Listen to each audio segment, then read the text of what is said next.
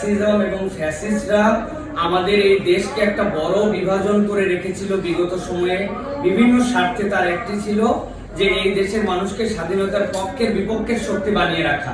ঠিক একই রকম ভাবে আমরা দেখতে পাচ্ছি যে বিভাজন এখন নতুন একটা তৈরি হচ্ছে, যারা আমাদেরকে স্বার্থান্বেষী মৌলবাদী ট্যাগিং করছেন, অসাম্প্রদায়িক চেতনা এবং বহুত্বের বিরুদ্ধে কুৎসা বিদ্বেষ ঘৃণা ছড়াবার সংখ্যা হুমকির বাতাবরণ সৃষ্টির প্রচেষ্টা। আমরা কিছু বললেই তারা এই ধরনের শব্দের মার পেছে আমাদেরকে বিভাজন সৃষ্টি করার জন্য চেষ্টা করছেন।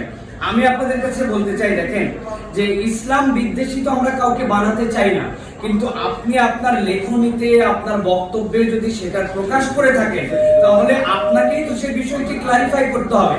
আমি ছোট্ট একটু উদাহরণ হিসেবে আপনাদেরকে বলতে চাই, আমাদের যারা সনাতন ধর্মাবলম্বী এখানে আছেন, এখন এই সনাতন ধর্মাবলম্বীর বিশ্বাসের বিপক্ষে কেউ যদি একজন যে বলে এই আপনি মাথার মধ্যে সিঁদুর দেন কেন, এই সিঁদুর দিলে তো আপনি অনেকের তে আলাদা হয়ে যান, এটা ভালো কাজ নয়। কেউ যদি বলে যে দুর্গার 10টা হাত হবে কেন, 9 হলো না কেন, 11 হলো কেন, অথবা কেউ যদি বলতে চায় যে ধরেন যে কালী তিনি দেখতে কালো, তিনি কেন কালো থাকবে, তিনি অর্ধেক সাদা হবে অর্ধেক ফর্সা হবে, এই কথা যদি কেউ হিন্দু ধর্মের বিপক্ষে যে বলে আপনি তাকে কি বলবেন? আপনি বলবেন হিন্দু বিদ্বেষী।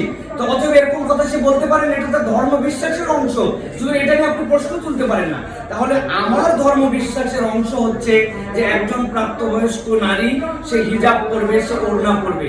একজন প্রাপ্তবয়স্ক পুরুষ সে একজন মেয়ের সাথে বিয়ে করবে, একজন প্রাপ্তবয়স্কা নারী তার সাথে একজন ছেলের বিয়ে হবে। কিন্তু আপনি এই জায়গাতে পায়ুকামকে আমার উপরে চাপিয়ে দিতে যাচ্ছেন। একজন পুরুষ তার দাড়ি রাখবে, এইগুলোর বিপক্ষে আপনি কথা বলছেন, এইগুলোর বিপক্ষে আপনার অবস্থান আপনার আচরণে প্রকাশ পাচ্ছে। তখন যখন আপনাকে আমরা বলছি যে আপনি ইসলাম ধর্মের বিপক্ষে বৈষম্যমূলক কথা বলেছেন, আপনি তখন উল্টো আমাকে ট্যাগিং করছেন। তাহলে বিভাজন তো আমরা তৈরি করিনি, বিভাজন তো মূলত তাদের পক্ষ থেকে আসতেছে।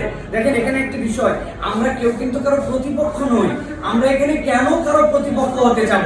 আপনাদের কাছে যদি আমরা বলে থাকি এবং আপনারা যদি খেয়াল করে থাকেন যে আমাদের দেশে অনেকগুলি কথা এখন চলমান আছে, আমি আপনাদের কাছে সুস্পষ্ট করে একটি কথা বলতে চাই। বর্তমান সময়ে অনেকে বলছেন, অনেকেই রাস্তায় ছিল, তারা এসেছিল, তারা হিরো।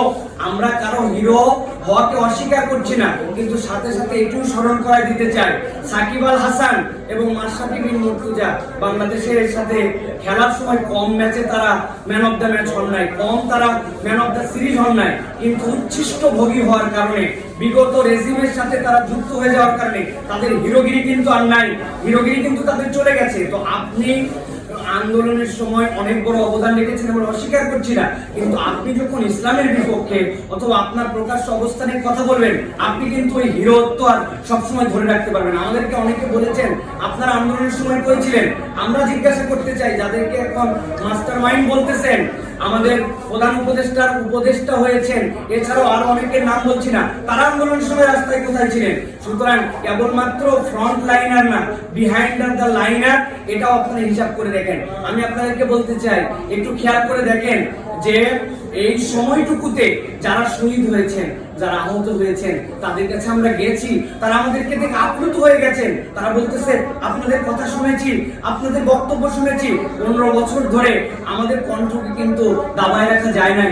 আমরা প্রকারান্তরে এই 4 লক্ষাধিক মসজিদ থেকে 7 কোটি মানুষকে প্রত্যেক জুমাতে কিন্তু আমরা প্রত্যেকবার কথা বলেছি। সুতরাং মাস্টার মাইন্ড আপনারা বলছেন, এটা বাংলাদেশে মজার শব্দ হয়ে গেছে। আপনি মাস্টার মাইন্ড, যারা আহত হয়েছে, শহীদ যারা হয়েছে, তাদের পরিবারের পিতা মাতার কাছে যে জিজ্ঞাসা করবেন যে আপনারা কোন কারণে এসেছিলেন। আপনি শুধুমাত্র শহীদ আবু সাইদ যিনি বুক পেতে দিলেন, যে শহীদ হলেন, ওনার স্ট্যাটাস গুলো যদি আপনি চেক করে দেখেন তাহলে দেখবেন তিনি সেই জায়গায় ইসলামের প্রতিনিধিত্ব করেছেন। আমি কেবল একটা জিনিস আপনাদের কাছে বলতে চাই, আমরা আপনাদের সাথে কখনো প্রতিপক্ষের খেলায় মারতে আসি নাই, কিন্তু আপনারা কথায় কথায় মাঝে মাঝে বলেন যে আমাদের সাথে জন আকাঙ্ক্ষা আছে। আপনাদের জন আকাঙ্ক্ষার পরিধি কতটুকু, আপনাদের জন আকাঙ্ক্ষার বিকাশ কতটুকু আপনি যদি একটু টেস্ট করে দেখেন। যারা শহীদ হয়েছে, তারা আহত হয়েছে, তারা ইসলামকে কিভাবে লালন করে, তারা কোন বৈষম্য দূর করার জন্য এখানে এসেছিল। সুতরাং বিভাজন কিন্তু আমরা করতে চাই নাই, কিন্তু আপনাদের কথায় কিন্তু বিভাজনগুলো চলে আসছে।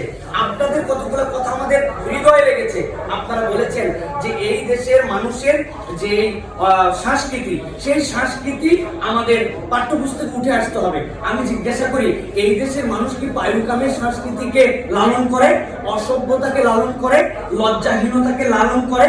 আপনার আমার বাচ্চাদেরকে উন্মুক্তভাবে দিনরাত ঘুরতে দিবে এইরকম যে জায়গাতে তাদের নিরাপত্তা থাকবে না, এই সংস্কৃতিকে লালন করে? এটা তো লালন করে না। তাহলে আপনার সাথে তো আমার কথার মিল আছে। আপনি পার্শ্ববর্তী একটা দেশের কথা বলেছেন, দূরবর্তী একটা দেশের কথা বলেছেন, সেই সংস্কৃতি থাকবে না। তা আমাদের সংস্কৃতির মধ্যে তো আমরা সেই একই কথা বলছি, তাহলে কেন আপনি আমাদেরকে প্রতিপক্ষ বানাতে যাচ্ছেন? আমরা তো আপনাদের প্রতিপক্ষ নয়। সর্বশেষ আপনার এই প্রশ্নের আলোকে আমরা বলতে চাই যে একটি জিনিস আমাদেরকে খেয়াল করতে হবে, যে শিক্ষা এবং যে সংস্কৃতি ধারণ করে আমাদেরকে কথা বলতে বলা হচ্ছে, যে আমরা হুজুররা কেন এই কথা বলবো? আমরা বলতে চাই যে আমরা এই কারণে বলতে চাই, মাদ্রাসার শিক্ষা যারা দিচ্ছেন, মাদ্রাসার শিক্ষা যেটি, ওই মাদ্রাসার শিক্ষার তো জাতীয় শিক্ষা হিসেবে নিজেদেরকে কখনো দাবি করেন নাই। তারা তো বলেন না আমরা জাতীয় শিক্ষা দিচ্ছি, বরং তারা তাদের শিক্ষা দিচ্ছেন। কিন্তু আমরা যেই পাঠ্যপুস্তক পড়ানো হচ্ছে এটাকে আমরা বলছি জাতীয়। আমাদের জাতীয় মাস মাদ্রাসার জন্য আলাদা, আমাদের জন্য আলাদা। জাতীয় পতাকা মাদ্রাসার জন্য আলাদা, আমাদের জন্য আলাদা নয়। জাতীয় ফল আলাদা নয়। তাহলে জাতীয় শিক্ষাক্রমে আমরা কেন কনসার্ন দেখাবো না? কেন এই জায়গাতে আমাদের প্রতিনিধিত্ব থাকবে না? কেন এই জায়গাতে আমরা আমাদের বাচ্চাদের ভবিষ্যৎ নিয়ে চিন্তা করবো না? এটার দ্বারা যদি এই শিক্ষা ঢোকে, আমাদের সাংবাদিক বন্ধু যারা আছেন, আমরা যারা আছি, আমরা কেউ এখান থেকে আমাদের ভবিষ্যৎ প্রজন্মকে বাঁচাতে পারবো না। অতএব বলবো, আমরা বিভাজন তৈরি করি নাই, বরং আমরা এই দেশ গঠনের জন্য একটা ঐক্যের অবকাঠামোতে আমরা আপনাদেরকে সামনে নিতে চাই।